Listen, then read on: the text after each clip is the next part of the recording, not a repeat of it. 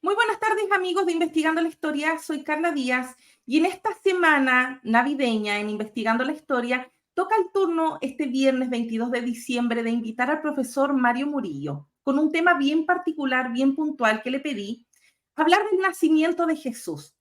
¿Jesús nació en Belén o Jesús nació en Nazaret? ¿Cómo estás, querido Mario? Bienvenido al canal nuevamente. Hola Carlita, muchísimas gracias por la invitación y un saludo a toda la audiencia. Mario querido, yo quiero leer unos versículos como para darle el contexto a los amigos, ya que hay gente que le llama Jesús de Nazaret en su mayoría, pero también hay indicios de que pudo nacer en Belén. Y yo por eso te invité para preguntarte a ti. Por ejemplo, cuando leemos en Mateo, en el capítulo 2 y versículo 6, que dice, y tú, Belén, de la tierra de Judá, no eres la más pequeña entre los príncipes de Judá, porque de ti saldrá un guiador. Esto lo podemos ver como una profecía que está escrita en Miqueas 5:2, donde dice, pero tú, Belén de Efrata, pequeña para estar entre las familias de Judá, de ti me saldrá el que será Señor en Israel. ¿Será una profecía acomodada para poder mostrar a Jesús como es la profecía cumplida de lo que hablaba el profeta Miqueas? Pero también tenemos pasajes en Lucas y pasajes en Juan, por ejemplo, en Juan capítulo 1, versículo 44-45, donde dice Jesús, el hijo de José de Nazaret, el versículo 46, de Nazaret puede salir algo bueno, dando indicios de que no es de Belén, sino más bien de Nazaret. También nos pasamos al capítulo de 4, versículo 16, vino de Nazaret, donde se había criado, en el día de reposo, bla, bla, bla. Yo tengo dudas y la gente tiene dudas respecto al nacimiento de Jesús. ¿Le seguimos llamando Jesús de Nazaret o realmente él nació en Belén y Miqueas hablaba de Jesús? Pues sí, ahí digamos que pues lo que la tradición por lo general dice es que se le dice Jesús de Nazaret porque pues ese era su pueblo en donde vivía, ¿cierto? En donde habitaba, pero que sigue siendo pues perfectamente natural decir que también se le consideraba de Belén porque nació en Belén, ¿cierto? Porque pues eso es sencillamente lo que dicen los relatos de Mateo y Lucas. Eh, Ahora, eso es como la explicación obviamente muy de la tradición. Desde un punto de vista, digamos, ya meramente histórico, pues hay que mirar, no con sospecha, pero hay que tener cuidado con las fuentes, qué están comunicando las fuentes, cuáles como sus metas retóricas, ¿cierto? Su agenda, su sesgo, etcétera. Entonces, pues ahí es muy conveniente, pues precisamente hablar de esos pasajes de los que tú hablabas. Y de esos no solamente, sino pues de otros, ¿no? Eh, digamos que se reconocía ampliamente que Jesús se movía en buena medida en Galilea, ¿cierto? No en Judea. Sus seguidores más cercanos eran galileos, ¿no? Cuando a Jesús lo arrestan, a Pedro lo reconocen por su acento, no saben que es un galileo, entonces incluso su círculo más cercano pues parece ser personajes así mismo del norte, y pues obviamente depende de cuál eh, evangelio tú tomes, pues está esa referencia a Nazaret en el titulus de la cruz, ¿cierto? Jesús Nazareno o Jesús de Nazaret, rey de los judíos. Entonces, la tradición más antigua, que es la de Marcos, pues no tiene esa proveniencia, solo dice rey de los judíos, pero digamos que en las otras tradiciones, pues como que sí parece que sí está ahí. Entonces, desde una perspectiva meramente histórica, ¿no? Lo que pareciera ser el caso es que Jesús venía del norte, ¿cierto? Venía de Galilea, venía de Nazaret, su familia era de Nazaret, pero al mismo tiempo Jesús era considerado el Mesías, ¿no? Era considerado el ungido de Dios, y en esa medida, digamos que las expectativas del Mesías eran que iba a ser un descendiente, iba a ser del linaje de David, y pues David venía de Belén, ¿no? Eso que como que queda muy claro en muchos pasajes bíblicos. Entonces la pregunta es, ¿no? O pareciera ser para los autores bíblicos, ¿cómo agarramos un personaje que parece venir de Nazaret y lo ponemos en Belén?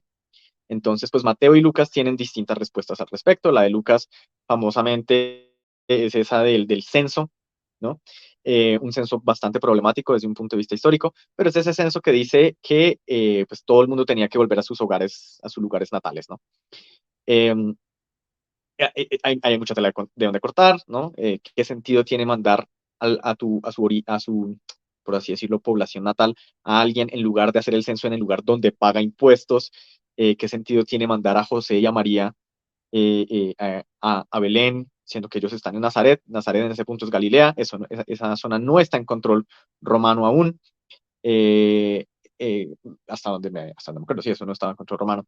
Entonces, bueno, más bien lo que pareciera ser el caso es que los evangelistas necesitan ubicar a Jesús ahí. ¿Bien? Están tratando de que Jesús cumpla con una serie de requisitos del Mesías davídico, de la línea de David, y es en ese orden de ideas que lo ponen ahí en Belén.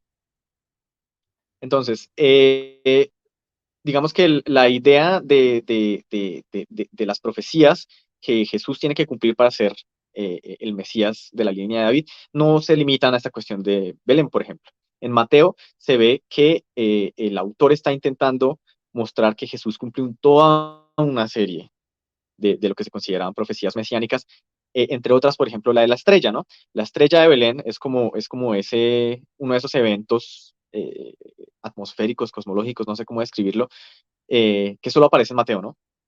Pero es un evento que se remite a una profecía que aparece en los oráculos de Balaam, en el libro de Números, que con el tiempo obtuvo unos tintes mesiánicos, ¿no? El texto original habla de que se levantará un cetro de Jacob, una cosa por el estilo, pero ya en la Septuaginta, que es la traducción al griego, uno puede ver cómo ya no se habla de un cetro, sino que la versión griega dice anthropos, ¿no? Es un hombre que se va a levantar de Jacob. Entonces, pues este texto también ya contiene sus tintes mesiánicos, ¿no? Entonces, tú ves también como en Mateo, pues se van como aglutinando, conglomerando todos esos elementos con los que Mateo está comunicándole a su audiencia, Jesús es el Mesías, ¿no? Lo hace también con su genealogía, por ejemplo, cuando hace este juego de las 14 generaciones que se supone que hay entre los tres grupos que está presentando. Ese 14 obviamente tiene un valor numérico muy importante para los judíos, porque en términos de gematría, que es básicamente una forma de numerología antigua, el 14 era el número del nombre de David, ¿cierto? Entonces tú ves cómo esos autores están por todos los medios posibles señalando que Jesús es de la línea de David. Y como Jesús es de la línea de David, tiene que haber nacido en Belén. Ahora, ¿qué es lo más probable históricamente hablando? Lo que hoy en día se considera que es como lo más probable, ¿cierto? Y ahí es donde nos tenemos que plantar, porque pues en la historia antigua no lidiamos con absolutos. Lo más probable es que Jesús venga de Nazaret, como ya creo que lo mencioné anteriormente. Él viene del norte, él nace en el norte, él realiza su ministerio en buena parte en el norte, sus discípulos vienen del norte, pero venir del norte no te asegura el pedigrí que tú necesitas para cumplir el rol mesiánico que se supone pues, que Jesús estaba cumpliendo. Eh, y por eso, pues Mateo y Lucas se centran en ese aspecto, pero hay suficientes datos, hay suficientes textos para darse cuenta de que pues es poco probable que Jesús haya venido honestamente del sur, ¿bien? Entonces, pues la tradición sigue un poquito entendible, lo cual es comprensible, casada con este asunto de armonizar ambas visiones del texto, pero ya desde una perspectiva meramente histórica, es un personaje que muy probablemente no nació en Belén, ¿no? Eso no quiere decir que la gente tenga que dejar de celebrar la Navidad ni nada por el estilo, eso es sencillamente un análisis histórico, ¿no? La tradición y la fe pues son cosas totalmente diferentes. Exacto. Y muchas gracias, Mario. De verdad que esta cápsula nos aclara muchísimo el panorama respecto a Jesús, incluso cuando mencionas esto del censo, que es otra polémica más que hay por ahí en debate a través de las redes sociales que podemos ver. Mario, te agradezco el tiempo, te agradezco que cada año siempre participes en estas semanas con temáticas, ya sea de la Semana Santa, de la Navidad, constantemente estás participando en este canal, te lo agradezco mucho.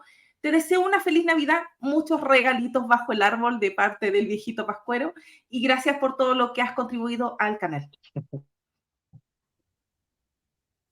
Muchas gracias a ti, Carlita, y ya sabes tú, cualquier momento que me invites, pues yo no digo que no, a ti no te digo que no. Muchas gracias, Marito. Y muchas gracias a los amigos que van a disfrutar este día viernes 22 de este video. Yo soy feliz Navidad a todo el mundo también.